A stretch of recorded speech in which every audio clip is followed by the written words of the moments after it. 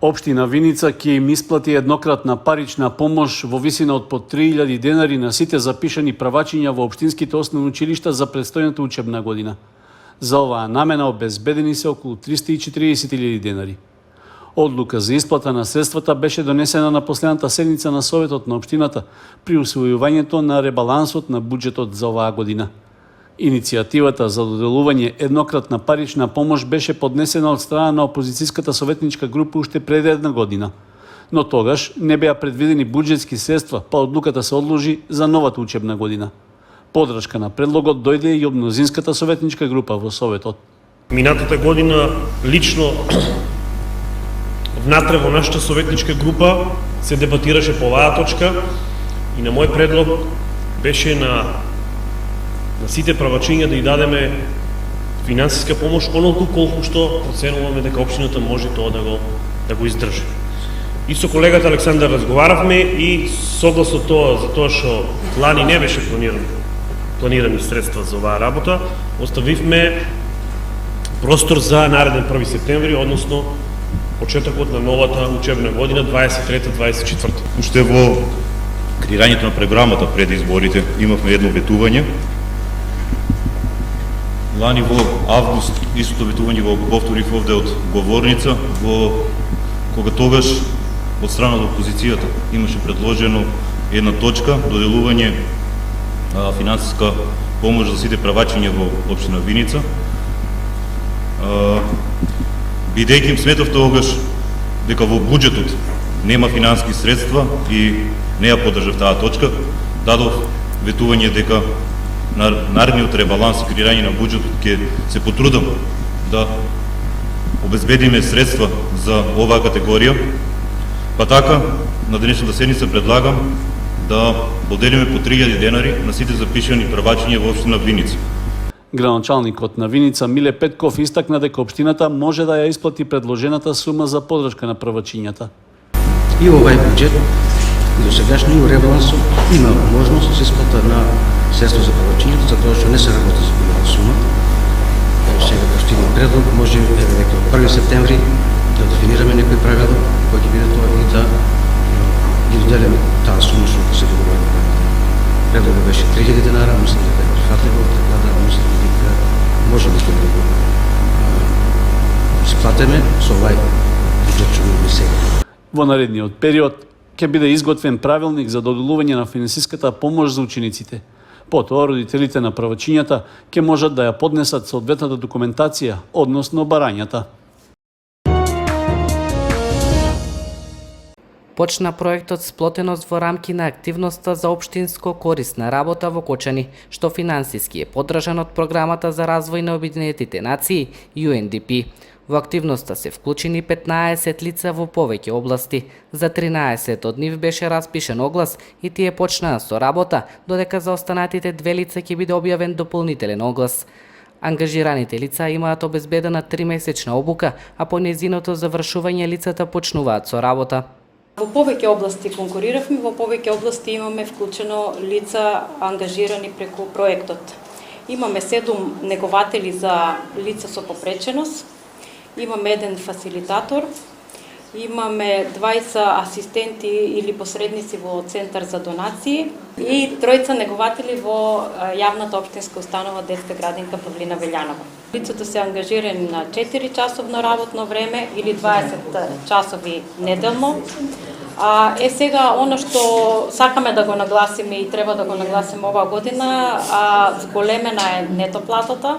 Значи имаат 11.000 нето плата, за разлика од претходната година или 13.750 бруто плата, со тоа што 11.000 финансира UNDP, а 2.750 општина Кочани.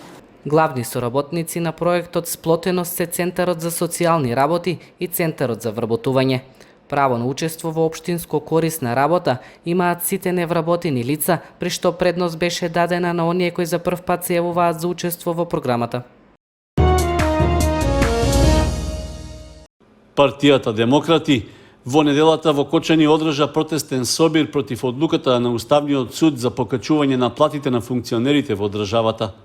На платото во трговскиот центар зборуваше партискиот председател Јорго Огненовски, кој истакна дека е направено астрономско зголемување на примањата на сите функционери на различно ниво на власт, додека народот живее со мали примања и во сиромаштија. Денес демократи се собраа во вашиот убав град да зборуваат за неправдите во Македонија кои што постојат 32 години. 32 години ова убава Македонија, ова наша македонска држава, народот пополека, но сигурно се уништува. Ние уништија економијата, завладе огромен криминал во судството, во здравството, во полицијата, а најголем криминал владее помеѓу политичарите, функционерите, на кои му се зголеми платата во просек за 78%. Погледнете колку пари добија пензионерите, 8,6% покачување. Во Македонија има повеќе од 300.000 пензионери. 100.000 пензионери земаат помалце од 11.000 денари. Тоа е брука невидена. Никој не може во Македонија да живее со 11, не може ни со 20.000 денари. Секој ден гледате се поскапува све. Не можеме да се прераниме лекови да си купиме, бре луѓе. Ние умираме додека ова политичка група, што ја викаме ние демократи, политички, злосторнички, криминални банди од редовите на СДС, ДПМН-ДУ и нивните полтронски привезоци ја плачкаат Македонија и се богата. Председателот на партијата Демократи заклучи дека народот е многу пасивен. Младите масовно заминуваат, поради што потребно е да се преземе акција, наместо да се молчи, затоа што државата е во собственост на граѓаните, а не на политичарите.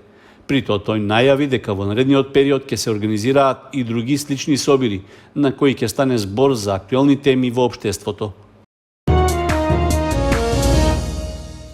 Македонската боречка федерација викендов во Кочани го почна проектот Развој на националниот спортски систем, преку кој во наредниот едногодишен период ќе ја спроведува обуката за тренерите од домашните клубови. Проектот е подржан од Меѓународната боречка федерација, како и од Македонскиот олимписки комитет.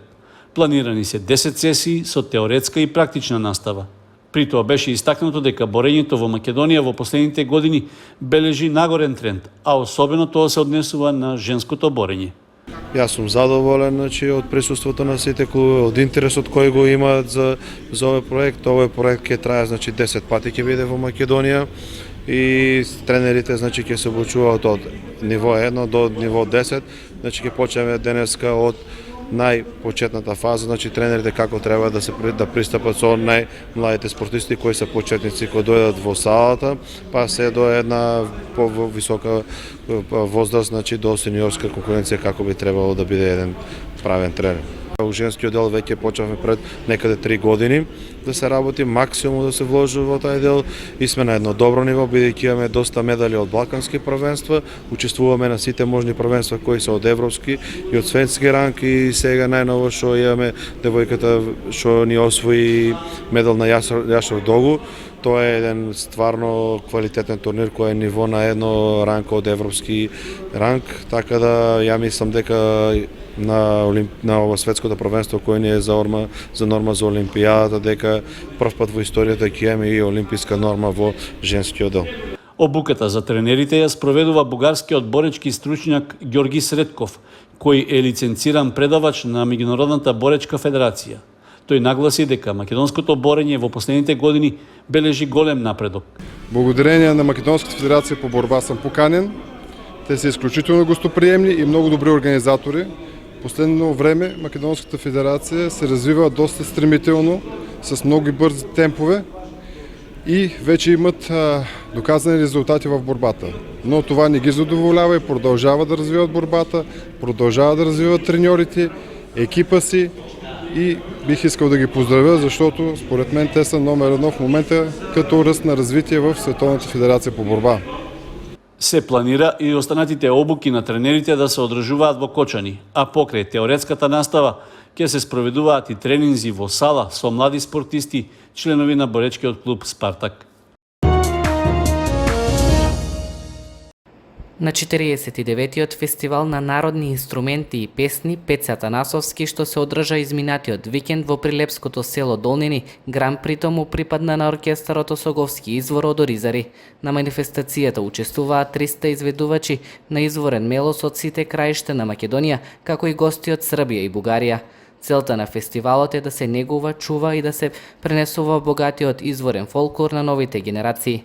Оркестарот на изворни инструменти Осоговски извор представува продолжение на истоимениот оркестар кој се појави под ова име уште пред 30 на години, а го сочинуваа браќата Стојанови и други членови.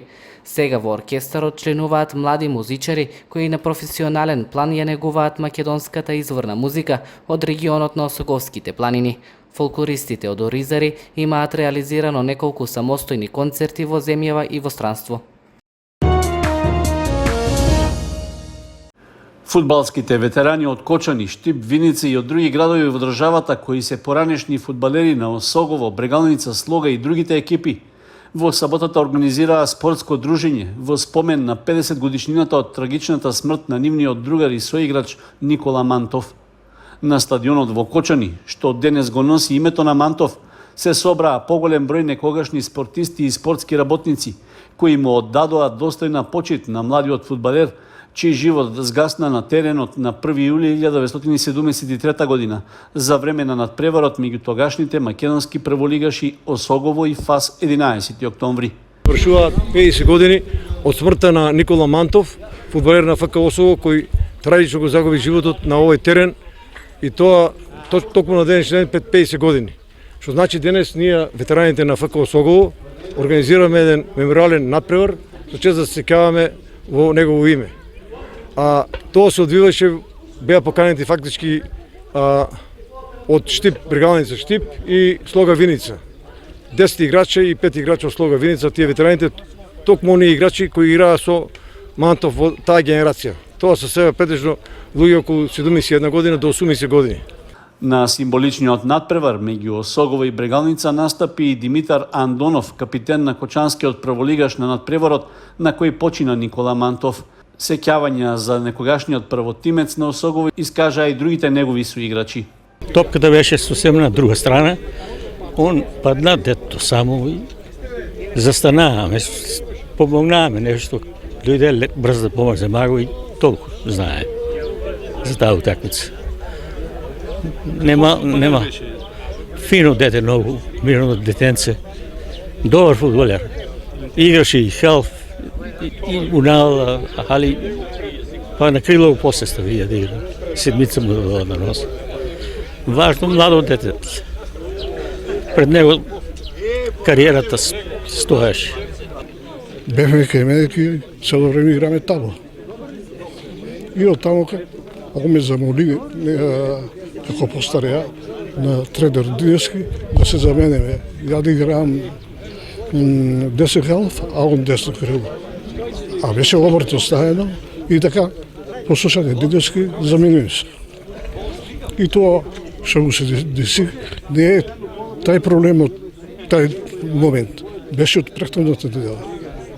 У неготином, он удар со глава, падна и однесе се и со брза помош го однесеа у болницата.